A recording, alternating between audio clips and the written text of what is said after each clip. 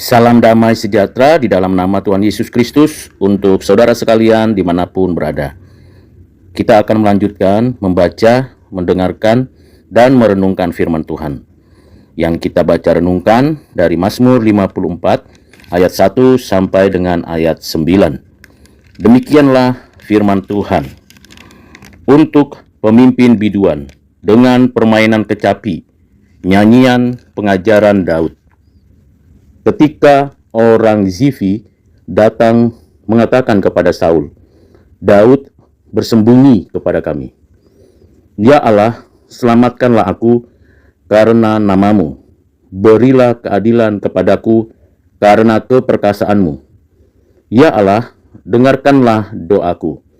Berilah telinga kepada ucapan mulutku. Sebab orang-orang yang angkuh bangkit menyerang aku, orang-orang yang sombong ingin mencabut nyawaku. Mereka tidak mempedulikan Allah. Sesungguhnya Allah adalah penolongku. Tuhanlah yang menopang aku. Biarlah kejahatan itu berbalik kepada seteru-seteruku. Binasakanlah mereka karena kesetiaanmu. Dengan rela hati, aku akan mempersembahkan korban kepadamu. Bersyukur sebab namamu baik ya Tuhan. Sebab ia melepaskan aku dari segala kesesakan, dan mataku memandangi musuhku. Demikianlah firman Tuhan bagi kita. Berbahagialah kita yang menyimpan firman ini, melakukan pengajarannya, dan menjadi saluran berkat untuk sesama. Saudara yang kekasih di dalam Kristus, di dalam perjalanan iman Daud, kita tahu bahwa sebagai raja yang sudah diurapi, tetapi belum duduk di takhta kerajaan Israel, karena Saul masih menjadi raja, merupakan perjalanan iman yang cukup panjang dan cukup melelahkan. Mengapa demikian?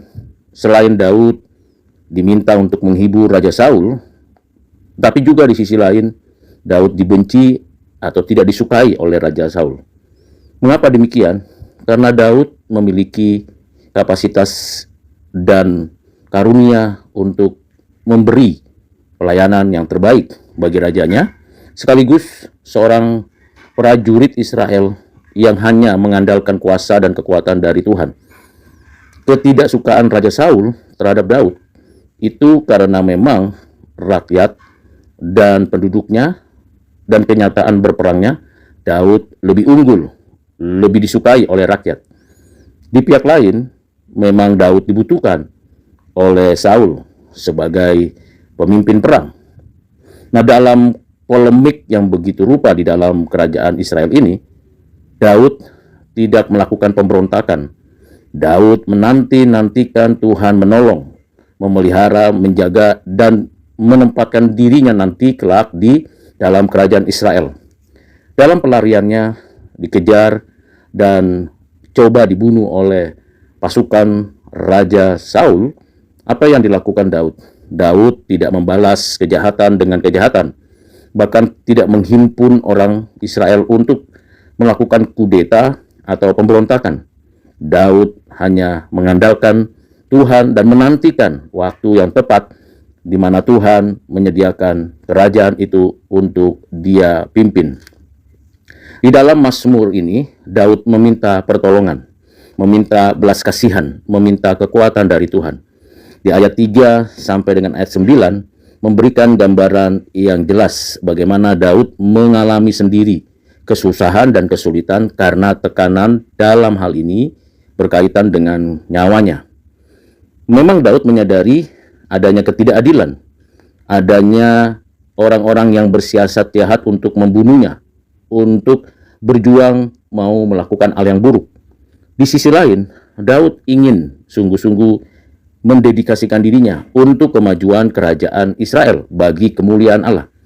Di dalam konstruksi berpikir inilah kita melihat adanya suatu pergumulan yang sangat intens yang dialami oleh Daud.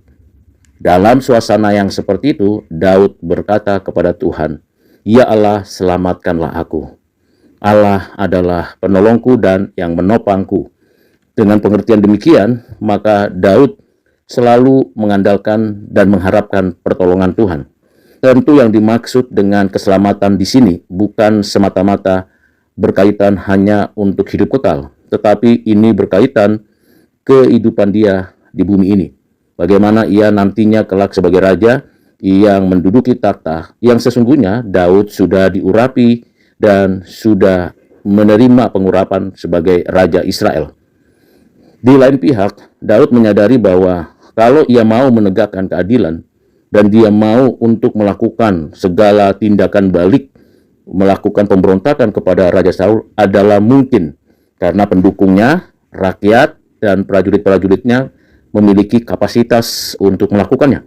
Tetapi justru sebaliknya, dalam kondisi yang begitu memungkinkan Daud memberontak, Daud melakukan tindakan balas dendam dan sebagainya, justru Daud meminta Tuhanlah yang menyatakan keadilan, Tuhanlah yang memberikan penghukuman kepada orang-orang jahat, dan Tuhanlah yang menyatakan apa yang Tuhan kehendaki.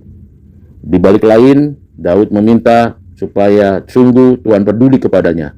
Ia ingin mempersembahkan korban kepada Tuhan dengan ucapan syukur.